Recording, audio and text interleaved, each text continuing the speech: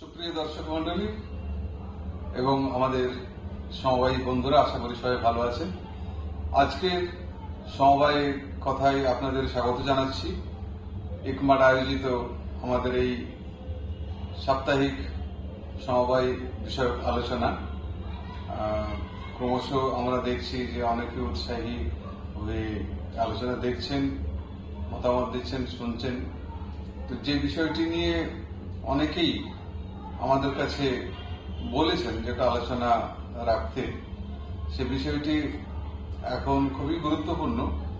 আজকের সে আলোচনার বিষয়টি হচ্ছে প্রাথমিক সমবায়ে আমানত সংগ্রহ। আপনারা সবাই জানেন যে সমবায়ে আমানত সংগ্রহ বিষয়টি প্রায় সবসময় খুব গুরুত্বপূর্ণ আলোচনার বিষয় হয়ে ওঠে। মাঝে মধ্যে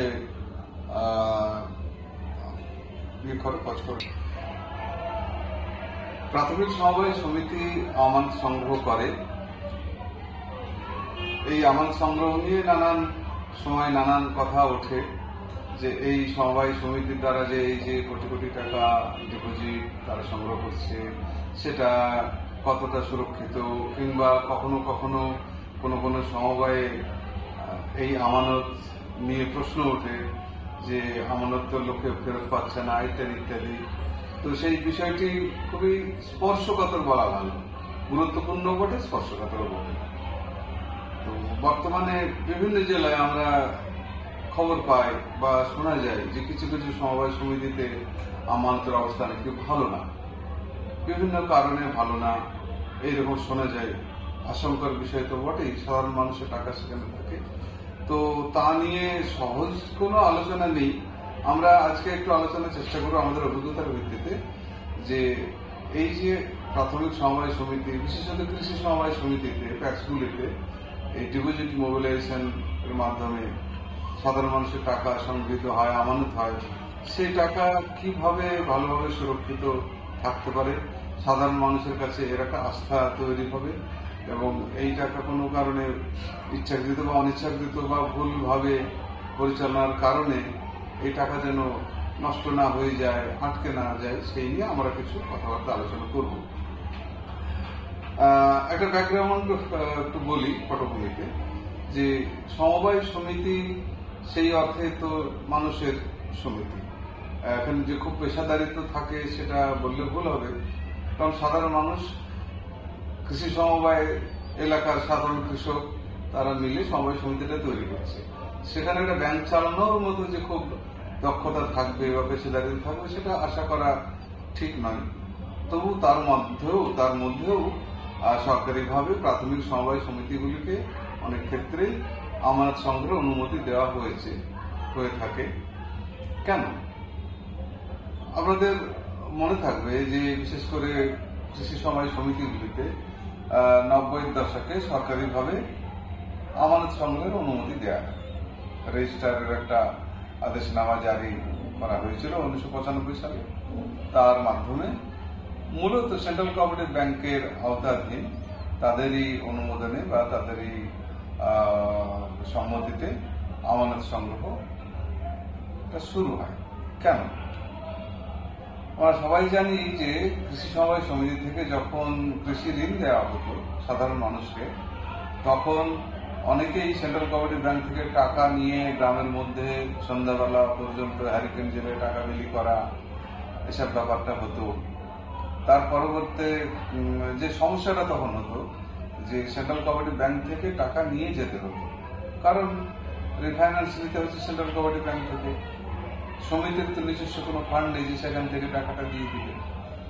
সেই সময় এই ভাবনাটা আসছিল যে নিজস্ব একটা তহবিল থাকা দরকার, যাতে কৃষক সময় মতো ঋণটা পেয়ে যেতে পারে এবং সমবায় সমিতি সেই ঋণটা আবার সেন্ট্রাল কোঅপারেটিভ ব্যাংক থেকে নিয়ে নেবে। এই গ্যাপটা পূরণ করার জন্য আমানত সংগ্রহের অনুমতি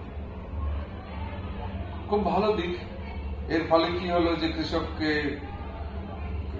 কৃষি ঋণ নেবার জন্য হাঁটাহাঁটি কম করতে হলো। তার মঞ্জুরির পরেই যে কোনো দিন এসে টাকাটা তুলতে পারে, ঋণটা পেতে পারে। পাশাপাশি ঋণের টাকা হয়তো তার 40,000 টাকা ঋণ হয়েছে, সবটা একসঙ্গে নিল না, 10,000 টাকা নিয়ে গেল, বাকিটা সেভিংসে রেখে দিল। এই যে ব্যাংকিং পরিষেবাটি সেটি পাওয়া গেল কৃষকের মাধ্যমে। তো আমাদের জানা মতে মূলত তিনটি কারণে এই আমানতের কাজটি শুরু হয়েছিল। একটা হচ্ছে যে এই একটা তহবিল গঠন, যে তহবিলের মাধ্যমে কৃষককে ঋণ দেওয়া সহজ হবে, কৃষকের হয়রানি কম হবে, ফান্ডটা যেন ঠিক টাইমে পাওয়া যায়। আরেকটা কি, যে একটা ব্যাংকিং পরিষেবা, সাধারণ গ্রামের মানুষ, সাধারণ কৃষক, তাদের ব্যাংকে গিয়ে অ্যাকাউন্ট অনেকে খুলতে চায় না, খুলতে পারেও না। শহরের ব্যাংকে অনেক অস্বস্তিও বোধ করে, অল্প টাকা নিয়ে আবার ব্যাংকে যাব বা ব্যাংকমুখী হতে চায় না। তো ব্যাংকিং পরিষেবাটি, এই যে টাকাটা ব্যাংকে থাকুক ঘরে না থেকে, এই ব্যাংকিং পরিষেবাটি আমাদের সমবায় সমিতির মাধ্যমে দেওয়া গেল। এটা একটা সুবিধে। এর সাথে বাড়তি যেটা 3 নম্বর, সেটা হলো যে সঞ্চয়ের একটা অভ্যাস তৈরি করা। গ্রামের মানুষ তো সাধারণভাবেই দরিদ্র হবে, তাদের যদি একটা পাসবই থাকে তাহলে টাকাটা একটু সঞ্চয়ের প্রবণতা তাদের তৈরি হবে। যেমন এই এক্ষুনি বললাম যে 40,000 টাকা যদি তার ঋণ হয়, তো নগদ দিলে কি হবে, পুরো 40,000 টাকাই হাতে করে নিয়ে যাবে, সে ঘরে রাখবে। যদি ব্যাংকিং পরিষেবাটা দেওয়া যায় সমিতির মাধ্যমে, তাহলে হয়তো একসঙ্গে সব টাকাটা সে নিয়ে গেল না, সব টাকাটা দরকার হলো না, হয়তো কিছু টাকা মাঝে মধ্যে সে তুলবে। ব্যাংক সঞ্চয়ের একটা অভ্যাস তৈরি হয়। এই ক্ষেত্র এই উদ্দেশ্য নিয়ে তৈরি হলেও একটা সময় দেখা গেল যে এটা অনেকের কাছে একটু নিন্দনীয় হলো যে সমবায় সমিতি, অনেক সমিতি দেখা গেল যে তার কৃষি নেই, কৃষি ঋণ বেশি নেই, কিন্তু অনেক টাকা ডিপোজিট। মানে ব্যাংকিং ব্যবসায়টা ভালো হলো, এলাকার মানুষ অনেক টাকা রাখলো, তাদের সঞ্চয় বাড়লো, কিন্তু কৃষি ঋণ সেই অর্থে বাড়েনি।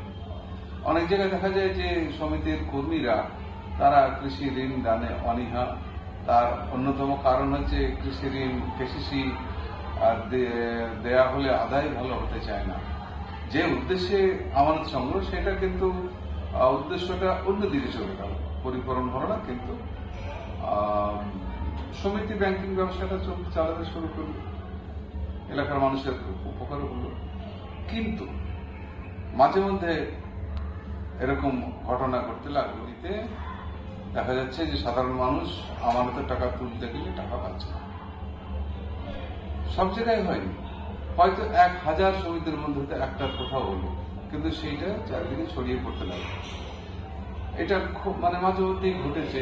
শুধু প্রাথমিক সমিতি কেন, অনেক বড় বড় ব্যাংকে আমাদের রাজ্যের বাইরেও দেখা গেছে যে হঠাৎ করে খবরে এলো যে অমুক একটা ব্যাংক সে আর ডিপোজিট টাকা দিতে পারছে না। আমরা বড় ব্যাংকের কথাগুলো বলছি না, এখন আমরা প্রাথমিক সমিতির কথাই বলছি। যে আমাদের কর্মজীবন আমরা দেখেছি কোনো একটা সমিতিতে হঠাৎ প্রচুর হইচই, কেন, যে ডিপোজিটাররা এসেছেন, তারা টাকা চাইছেন, টাকা তুলতে গেলে টাকা দিতে পারছে না। কেন? গড়পড়তা মোটামুটি 3টে কারণ আমরা দেখি।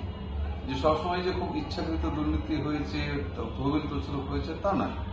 কিন্তু এই একটা সমিতিতে সাধারণ মানুষের অনেক টাকা ডিপোজিট আছে, কয়েক কোটি টাকা, হয়তো 3 কোটি টাকা আমানত আছে, টাকার পরিমাণটা অনেক, টাকা হয়তো খুব একটা নষ্টও হয়নি, কিন্তু সাধারণ মানুষের টাকা পাচ্ছেন না। এর কারণ কি? মোটামুটি 3টে কারণ সহজে বলা যেতে পারে। একটা হচ্ছে যে এই টাকা থেকে এমন লোন দিয়ে দেওয়া, যে লোনগুলি আদায় করা খুব মুশকিল।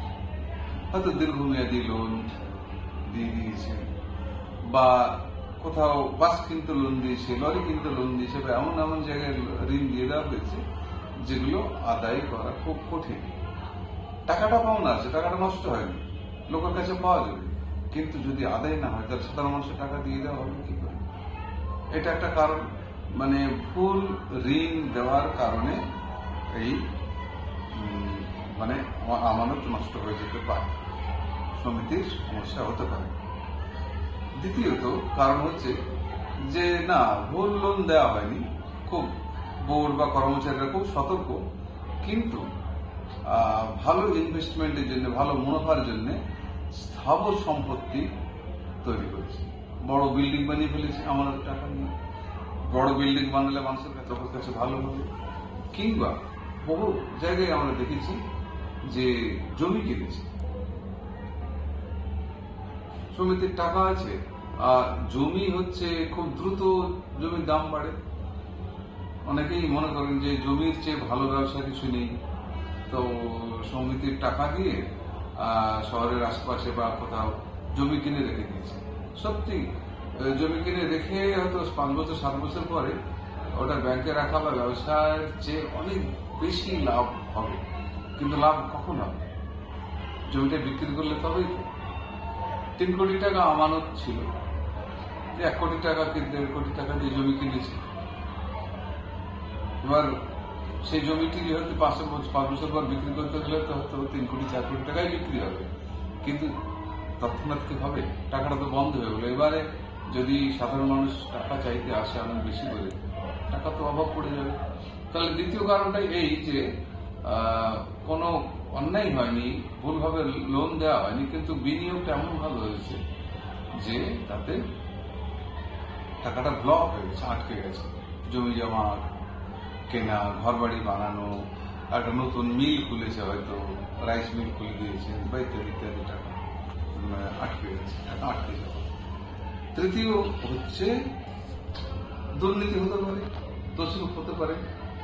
সামনে টাকা থাকলে অনেক সৎ মানুষ প্রথমত হয়তো অনিচ্ছাকৃতভাবে টাকা সরিয়ে টাকা নিয়ে নিজের মতো করে কাজে লাগাতে গিয়ে এমন হয়েছে যে কর্মীরা, আমরাও দেখেছি যে সেই টাকা ফেরত দেব না বলে নিয়ে যায়নি, সরায়নি।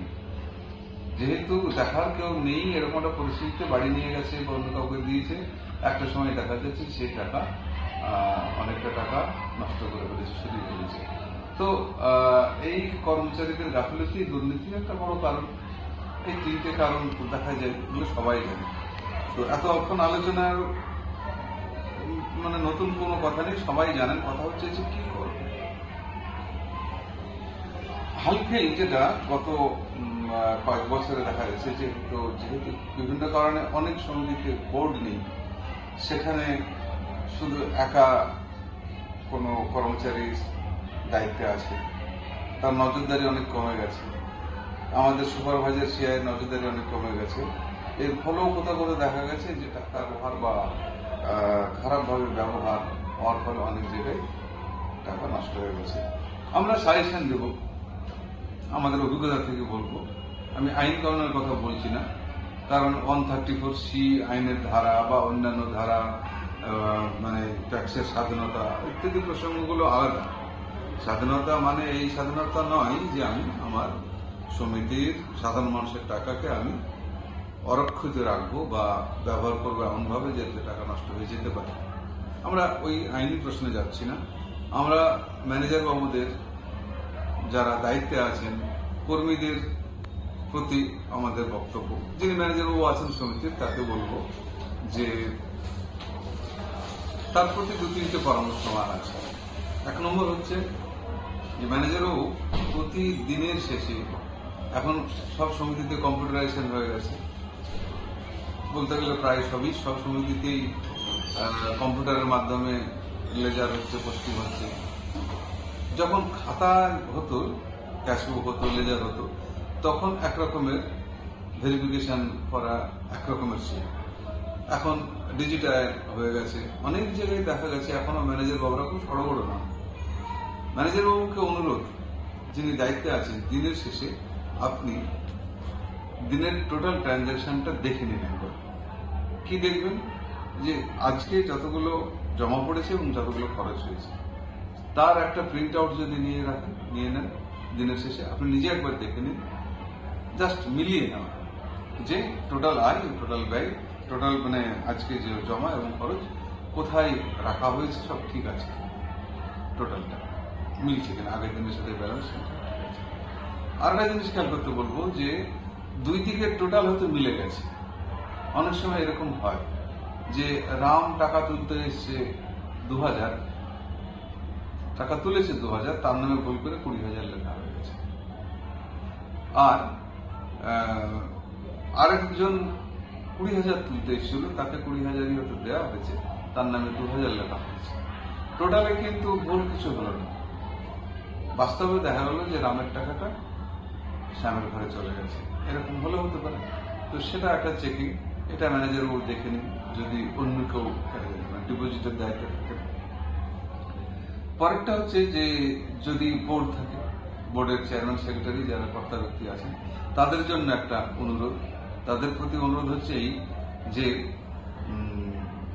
অনেকেই হয়তো বলবেন যে আমরা তো কম্পিউটার বুঝি না, ম্যানেজার ওকে বললে কম্পিউটার কি বুঝবেন, টাকা পয়সা ইত্যাদি ইত্যাদি। এক্ষেত্রে আমরা বলবো যে আপনাকে কম্পিউটার বুঝতে হবে না, আপনাকে অ্যাকাউন্টস তো বুঝতে হবে না, কারণ চেয়ারম্যান সেক্রেটারি তিনি জনপ্রতিনিধি, এতগুলো সদস্যের পক্ষ থেকে বা এত মানুষের আমানতের যাতে সুরক্ষা থাকে তার জন্য তো নির্বাচিত আপনি। আপনাদের একটা দায়িত্ব নিতেই হবে যে কর্মীরা যে টাকার আমানত নিয়েছে সে টাকাটা সঠিক আছে। 1 নম্বর কথা হচ্ছে যে আপনারা যদি নিয়মিত আসেন, প্রত্যেক সপ্তাহে একবার দেখবেন, সেটা তো বটে দেখবেন। প্রতি মাসেই হয়তো অনেকে বোর্ড মিটিং করেন, বোর্ড মিটিং এ আপনার আমানত সংগ্রহ নিয়ে কি আবশ্যক একটা এজেন্ডা থাকে? কোথাও কোথাও থাকে, কোথাও কোথাও থাকে না। অনেকে বলবেন যে দরকার না হলে কেন রাখতে যাব আমানত নিয়ে এজেন্ডা? তো দরকার তো আছে, আমানত নিয়ে এজেন্ডা যেন অবশ্যই থাকে বোর্ড মিটিং এ। সেই এজেন্ডাতে কি আলোচনা হয়? অনেক জায়গায় আমি নিজে দেখেছি রেজলিউশনে লেখা হয় আমানত বিষয়ে বিস্তারিত আলোচনা হলো এবং সমস্ত তথ্যাদি পেশ করা হলো, দিয়ে লেখা শেষ হয়ে যায়। না, সে করলে হবে না। চেয়ারম্যান সেক্রেটারির প্রতি অনুরোধ যে ম্যানেজারও প্রতি মাসে তো একটা রিপোর্ট তিনি সিআই সাহেবকে দেন, তিনি তো সুপারভাইজারকে রিপোর্ট দেন আমানতের ডিপোজিট মোবিলাইজেশনের রিপোর্ট। সেই রিপোর্টই বা আরেকটু বাড়তি বিস্তারিতভাবে আপনারা নেবেন যে আমাদের গত মাসের 31 তারিখ পর্যন্ত আমানতের অবস্থাটা বোর্ড মিটিং এর জন্য প্লেস করা হয়। অবস্থা মানে কি, টোটাল ডিপোজিট কত, তার মধ্যে সেভিংস ডিপোজিট কত, আরডি কত, অন্যান্য ডিপোজিট কত ইত্যাদি টোটাল। এবার এই টোটাল যে আমানতটা, সেটার 1 নম্বর সহজ কথা, বেশি বিশেষজ্ঞ হওয়ার দরকার নেই, টাকাটা কোথায় আছে ম্যানেজার বাবুকে বলতে হবে। ম্যানেজার বাবু তো ডান দিকে লিখে দিয়েছেন যে আমার এই 3 কোটি টাকার মধ্যে আমার সেন্ট্রাল কোঅপারেটিভ ব্যাংকে আমার ডিপোজিট রাখা আছে 1 কোটি টাকা, স্টেট ব্যাংকে রাখা আছে 20 লাখ টাকা ইত্যাদি ইত্যাদি। আর কি এসএইচজি লোনে দেওয়া আছে আমার 30 লাখ টাকা, কেসিসিতে দেওয়া আছে 20 লাখ টাকা। অনেক সময় এসএইচজি লোন রিফাইন্যান্স না নিয়ে নিজের টাকা থেকে দেওয়া হয়, পরবর্তীকালে আবার রিফাইন্যান্স নেওয়া হয়, অনেক সময় হয় না। তো সেটা পরিস্থিতি বিবেচনা করে, কারণ আমানতের টাকা আপনি লোন দিয়ে যদি কোনো কারণে বন্ধ হয়ে যায় তাহলে সাধারণ মানুষের টাকা এটা বন্ধ হয়ে যাবে। রিফাইন্যান্স যেখান থেকে নেওয়ার সুযোগ আছে সেটা নেওয়াই ভালো। এছাড়া ব্যাড লোন অনেক সময় হয়ে গেছে কিনা সেটাও এই রিপোর্টে, যে এই ডিপোজিট থেকে যে ঋণ দেওয়া আছে সেটা অনাদায়ী কেমন আছে সেটা খুব গুরুত্বপূর্ণ। এবং ক্যাশ ইন হ্যান্ড, অনেক টাকা ক্যাশ ইন হ্যান্ড অনেক সময় দেখানো হয়, সেটা সত্যি ক্যাশ ইন হ্যান্ড আছে তো, অত টাকা দরকার আছে কি, এইগুলো ওটা দেখার দরকার আছে। যে সেটা যেটা কোথাও কোথাও হয় যে সারের বিজনেস থাকলে আমার হয়তো 30 লাখ টাকা সারের বিজনেসে আছে, কিভাবে আছে, সত্যি কি আছে, এইগুলো হয়তো কর্মীরা নিজেরাও হয়তো হিসাবটা ঠিকঠাক করে মেলাতে পারবেন না, কত টাকা সার কেনা হয়েছিল, কত টাকা এখানে ঢুকে আছে। তো এই পর্যালোচনাটা করলেই যথেষ্ট। আমার সাধারণ মানুষের মোট টাকা কত জমা আছে, 3 কোটি, টাকাটা কোথায় আছে, অমুক অমুক জায়গায় আছে। আপনি সাধারণ মানুষ বেশি অ্যাকাউন্টস না বুঝলেও প্রশ্ন করার আপনার দায়িত্ব, টাকাটা সুরক্ষিত আছে তো, এটা আপনার এইটুকু দেখাটাই যথেষ্ট, অনেকটাই। একাধিক জায়গায় দেখা গেছে যে আমরা নিজে ইন্সপেকশন করতে গিয়ে দেখেছি যে কাউন্টারে ইচ্ছাকৃত হচ্ছে, কোথাও কোথাও অনিচ্ছাকৃত হবে হয় যে ফিল্ড থেকে লোন কালেকশন হয়েছে সেটা ঠিকঠাক জমা পড়ছে। এসএইচজি অনেক জায়গায় স্বজনীদের মাধ্যমে বা কর্মীদের মাধ্যমে ফিল্ড থেকে এসএইচজি লোন কালেকশন করা হয়, এটা ঠিক না বেঠিক আমরা তো বলবো যে ওইভাবে কালেকশন না করাই ভালো। কালেকশন যা এসএইচজির মেয়েরা জমা দিবে সমিতিতে এসে, তবুও দেখা যায় কোথাও কোথাও এরকম ঘটনা ঘটছে যে কালেকশন করেছি কিন্তু জমা দেয়। একাধিক জায়গায় এরকম আমরা দেখেছি যে তার ফলে জমতে জমতে অনেক টাকা আটকে গেছে। তো এইগুলো একটু নজরদারি করলেই যথেষ্ট আমানতের ব্যাপারে। এত কিছুর মধ্যে একটা কথা নিয়ে তর্ক হয় খুব, যে সেন্ট্রাল কোঅপারেটিভ ব্যাংক যেরকম বলে মাঝে মধ্যে, একসময় ছিল নিয়ম 134 সিএ আসার আগে একটা বাধ্যতামূলক ছিল যে 70% টাকা ডিসিসিবিতে জমা রাখতে হবে। এটা নিয়ে ট্যাক্সের ম্যানেজার বাবুরা অনেক সময় তর্ক বিতর্ক করতেন। এটার কোনো সুনির্দিষ্ট সমাধান কেউ বলতে পারে না, কিন্তু বলার কথা হচ্ছে যে টাকাটা তো সাধারণ মানুষের টাকা। আপনার অধিকার আছে, আপনি 100 টাকা কালেকশনের মধ্যে 100 টাকাই লোন দিতে পারেন, যা কিছু করতে পারেন বা অন্য কিছু করতে পারেন, নিয়ম অনুসারে আইনে হয়তো বাধা হবে না, কিন্তু সেটা সুরক্ষিত থাকবে তো। সুতরাং একটা মেজর পোর্শন আপনি লিকুইড হিসাবে বা ফিক্সড ডিপোজিট হিসাবে, ক্যাশ সার্টিফিকেট হিসাবে রাখা আপনার উচিত। শেষ যেটা বলবো, এ কথা সবারই জানা, নতুন কথা কিছু কিন্তু নয়। আমি যেগুলো বললাম এই কারণে হয়তো শুনতে শুনতে আপনাদের ব্যাপারটা মাথায় আরেকবার আসবে যে না, আমাদের নজর দিতে হবে। সবাই সবগুলো জানে, কিন্তু আরেকবার মনে করিয়ে দিতে হবে। সিআই সুপারভাইজারদের নজরদারি আগে অনেক কমে গেছে, এই কথাটা প্রায় শোনা যায় বিভিন্ন জেলাতে, আমরা যখন যাই তখন। বাস্তব কারণের জন্যই কমেছে, অনেক জায়গায় সিআই সংখ্যা কম। একজন সিআই হয়তো 3-4টে ব্লকের দায়িত্বে আছে, মান্থলি মিটিংটা করারও সময় পান না, কারণ বিডিও অফিসের চাপ অনেক বেড়ে গেছে, বেশি হয়েছে। এছাড়াও সিআই সাহেবরা অনেক জায়গায় স্পেশাল অফিসারের দায়িত্ব নিয়ে এমন সমস্যায় আছেন যে এতগুলো সমিতির এত গভীরে ঢুকে তাদের ইন্সপেকশন বা দেখাশোনা করা হয় না। তবু সিআই সাহেবদের জন্য দুটো অনুরোধ করব যে খুব বেশি সময় তো লাগে না, মান্থলি মিটিংটা আপনি অবশ্যই কোনো কারণেই বাদ যেন না পড়ে সক্রিয়ভাবে একটু দেখুন। আজকাল ফোনের যুগ হয়ে গেছে। মান্থলি মিটিং এর রিপোর্ট অবশ্যই আপনি নিচ্ছেন ডিপোজিট মোবিলাইজেশন নিয়ে, এটা তাকালে আপনাদের অভিজ্ঞ চোখ নিশ্চয় বুঝতে পারবে যে ক্যাশ ইন হ্যান্ড অনেক বেশি যদি থাকে, কিংবা যেটা বলা আছে যে এত টাকা আমার এনএসসি কেভিবিতে লোন দেওয়া আছে, সত্যি কি আছে। মাঝে মধ্যে ভেরিফিকেশন করা, রিপোর্টটা নেওয়াটা একটা ব্যাপার, আর সেটা নিয়ে কোশ্চেন করা আপনার অবশ্যই দরকার যে ডিপোজিটটা সঠিকভাবে আছে কিনা। আপনি সমিতির পাশ দিয়ে বিডিও অফিসের কাজেও যদি যান, আধ ঘন্টার জন্য ঢুকে যান সমিতিতে, অসুবিধা কিছু নেই। ম্যানেজার বাবুকে জিজ্ঞাসা করুন যে অন্যান্য পাশাপাশি ডিপোজিটের খবর কি, মোট ডিপোজিট যা ছিল সে টাকাটা কোথায় কোথায় রেখেছেন। আমি নিজে দেখেছি যে বলছে কেভিপি বন্ধক রেখে লোন দেওয়া আছে, কিন্তু কেভিপি সে ম্যাচিউর করে গেছে, মানে লোনের টাইম পার হয়ে গেছে, ভাঙানো হয়নি, ইত্যাদি তো অনেক কিছু হয়। এলআইসির এগেনস্টে লোন দিয়েছে, এলআইসি আসামি করা নেই, এরকম হয়। তো যাই হোক, একটু নজরদারি দিলে। সুপারভাইজারের দায়িত্বটা আরো বেশি, সুপারভাইজারের দায়িত্ব আরো বেশি, কারণ সমিতি, সেই প্রাথমিক সমবায় সমিতি, তার উপরে কিন্তু লেখা থাকে যে অমুক সেন্ট্রাল কোঅপারেটিভ ব্যাংকের মানে সদস্য হিসাবে বা অধীনস্থ হোক বা এরকম লেখা থাকে, নিয়ন্ত্রিত। তো সেন্ট্রাল কোঅপারেটিভ ব্যাংকের একটা নাম জড়িয়ে থাকে।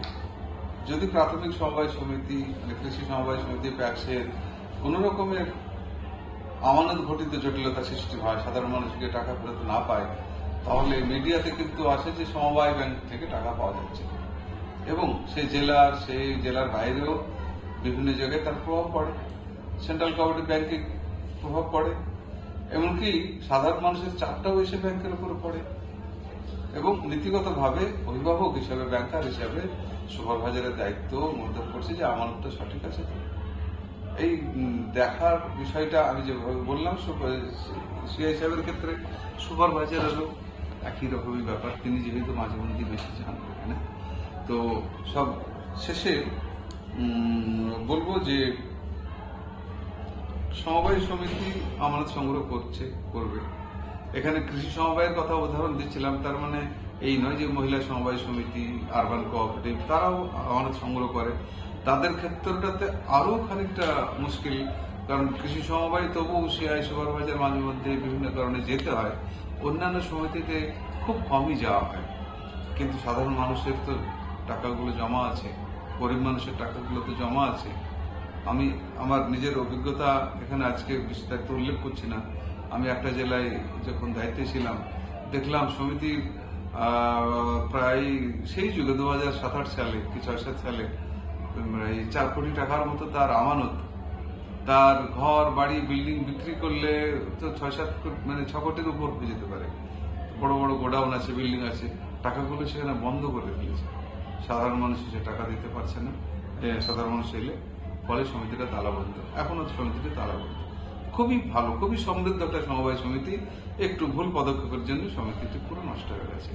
তাই আজকে এই আলোচনায় আপনাদের সামনে নতুন করে বলা, আপনারা সবই জানেন, শুধু এই সমবায় কথায় এই সুযোগে আমার কিছু ধারণার কথা আপনাদের সামনে তুলে ধরলাম। সাধারণ মানুষের টাকা আপনার কাছে জমা আছে, আমাদের সমবায় সমিতিতে জমা আছে। সাধারণ মানুষের আস্থা এটার উপরে এখনো আছে। আমরা চাইব যে সাধারণ মানুষের টাকা সুরক্ষিত থাক। এটাই। আগামী আলোচনায় আবার দেখা হবে। সবাই ভালো থাকবেন।